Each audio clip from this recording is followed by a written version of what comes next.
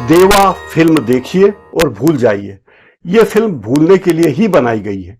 इसमें ऐसी कोई बात नहीं है कि आप फिल्म को लंबे समय तक याद रखें, लेकिन फिल्म बड़े बजट की है और शाहिद कपूर इसके हीरो हैं।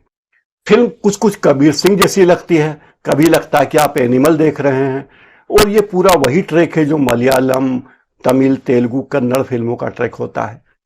यानी हीरो हीरो को लार्जर देन लाइफ बताने की कोशिश वो इस फिल्म में भी है। इस फिल्म का हीरो शाहिद कपूर एक पुलिस अधिकारी है, और एक ऐसा पुलिस अधिकारी जो बहुत गंभीर मामलों की जांच पड़ताल करता है, अपनी जान की बाजी लगा देता है। हमेशा सिगरेट पीता है, शराब पीता है, और वो सारे काम करता है जो भारत में नैतिक नहीं माने जाते। लेकिन चूंकि हीरो है तो उसे सब करने की छूट है। शाहिद कपूर ने इस फिल्म में जिस तरह के पुलिस अधिकारी का रोल किया है, वो पुलिस अधिकारी ऐसा है जिसे कहा जा सकता है वर्दी वाला गुंडा या वर्दी में माफिया। इस तरह के रोल शाहिद कपूर ने किए हैं।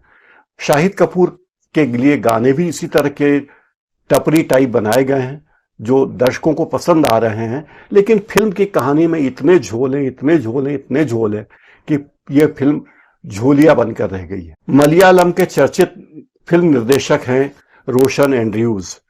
उन्होंने मुंबई पुलिस नाम की फिल्म 12 साल पहले बनाई थी। 7 साल पहले उन्हीं की जोसेफ नामक की फिल्म भी थी। लेकिन यह फिल्म मुंबई पुलिस का रीमेक बताया जाता है। ऐसा रीमेक जो मेक नहीं होता तो भी चलता, लेकिन क्या करें, मुंबई में कहानियों का बड़ा अकाल है, इसलिए रीमेक के नाम पर रोशन एंड्रयूज ने मुंबई पुलिस का रीमेक बनाया है। नाम है देवा। देवा इस फिल्म में हीरो का नाम देव आम्ब्रे है, लेकिन एक दुर्घटना में वे अपनी याददाश्त खो देते हैं और मनोचिकित्सक उन्हें कहते हैं कि आप पहले जो थे देव ए थे, अब आप देव बी हैं। और जिस तरह के केसेस हमने देखे उससे लगता है कि कुछ हफ्तों में आपकी याददाश्त वापस लौट आएगी। लेकिन खोई हुई याददाश्त के साथ भी आप तैराकी कर सकते हैं, ड्राइविंग कर सकते हैं, क्योंकि वो आपकी मसल्स में बैठ गई हैं वो गतिविधियां। आपको पुराने लोग याद नहीं आएंगे, घटनाएं याद नहीं आएंगी, लेकिन आपने जो कुछ सीखा है वो आपको याद रहेगा। आप साइकिल चला सकते हैं वगैरह वगैरह। तो देव एक के हिसाब से ही शायद फिल्म का नाम देवा रखा गया होगा, ऐसा मेरा अनुमान है। वैसे ये फिल्म देवा नाम से एक रजिस्टर्ड नाम सुभाष घई ने रख रखा था, लेकिन इस फिल्म के निर्माता निर्देशकों ने उनसे इसकी अनुमति ली कि अब वे देवा बनाएंगे, और ये देवा के रूप में शाहिद कपूर आए हैं। शाहिद कपूर की छवि हमारे मन में एक रोमांटिक हीरो की है। वो एक्शन हीरो के रूप में आ रहे हैं।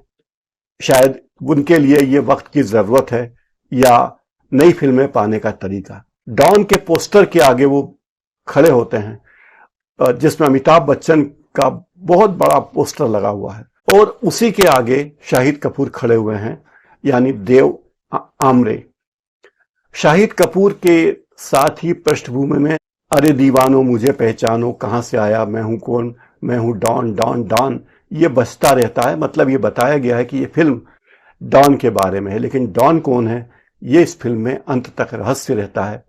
और जब रहस्य खुलता है तो इतनी घुमावदार कहानी है, इतनी एक्शन पैक्ड है, इतनी घुमावदार है कि दर्शक भ्रमित हो जाता है कि आखिर वो देख क्या रहा है और हो क्या रहा है। इस फिल्म के 2-3 डायलॉग मुझे अच्छे लगे। एक तो ये कि मुंबई किसी के बाप का नहीं, पुलिस का है। एक और डायलॉग है, गंदे काम करने के लिए साफ वर्दी पहनने की जरूरत नहीं है। और एक उद्योगपति हैं जो कहते हैं कि हमारे बच्चे पब्लिक सर्विस नहीं करते, पब्लिक उनकी सर्विस करती है, और पब्लिक सर्विस करने वाले लोग उनकी सर्विस करते हैं। अच्छे डायलॉग हैं। ऐसा लगता है कि इस फिल्म के डायरेक्टर एक इंटेंस थ्रिलर बनाने की कोशिश कर रहे हैं, लेकिन कहानी कहीं धीमी पड़ जाती है, कहीं कहानी लड़खड़ाने लगती है। किसी तरह फिल्म अंत तक आती है, और जब फिल्म का खात्मा होता है तो दर्शक कहते हैं अरे खोदा पहाड़ निकली चूहिया। ये इसके लिए, इतनी बकवास के लिए हमने इतना समय दिया, 2.5 घंटे, और क्यों शाहिद कपूर ने अपनी इज्जत खराब की ऐसी फिल्म में काम करने के लिए।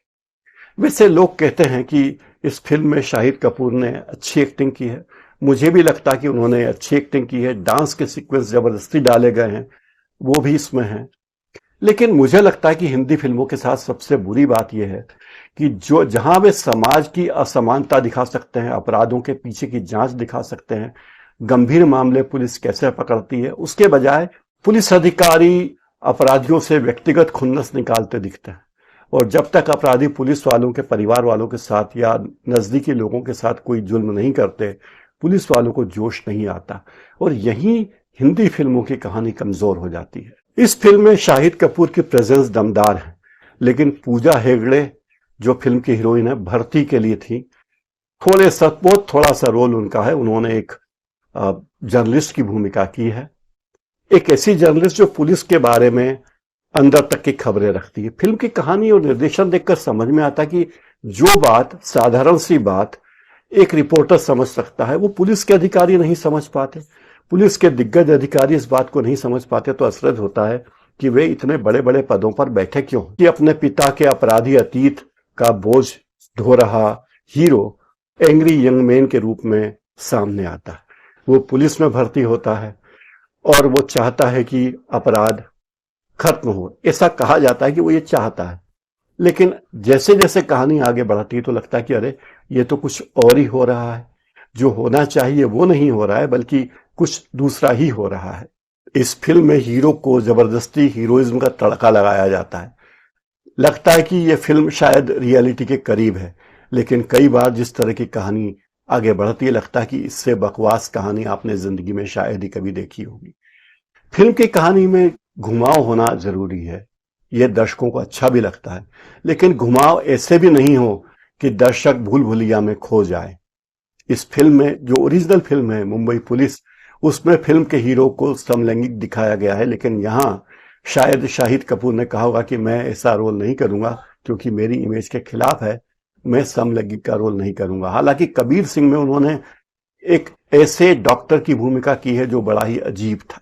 आजकल हिंदी फिल्मों में कुछ अजीब से दृश्य लोगों को पसंद आते हैं, जैसे एनिमल में रणबीर कपूर को जिस तरह हिंसक दिखाया गया है, कबीर सिंह में जिस तरह शाहिद कपूर को हिंसक दिखाया गया है, देवरा में हिंसक हीरो दिखाया गया है। पता नहीं कौन सा वर्ग है, दर्शक वर्ग, जो इन फिल्मों को पसंद करने लगा है।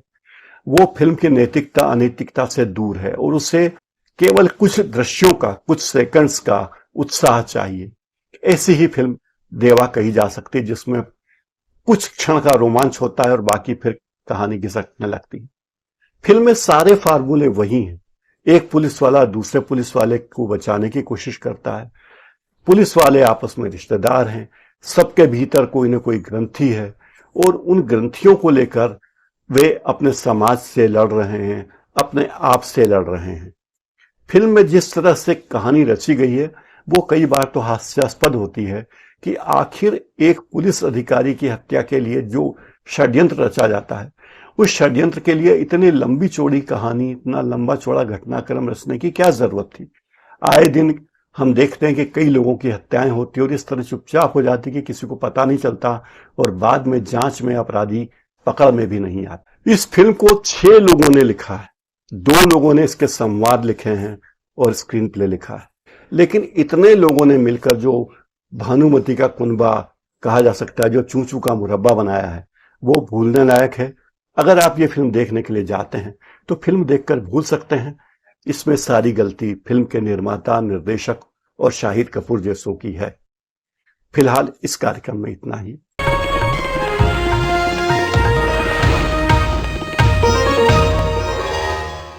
Copyright disclaimer under Section 107 of the Copyright Act 1976. Allowance is made for fair use for purposes such as criticism, comment, news reporting, scholarship, and research. Fair use is a use permitted by copyright statute that might otherwise be infringing.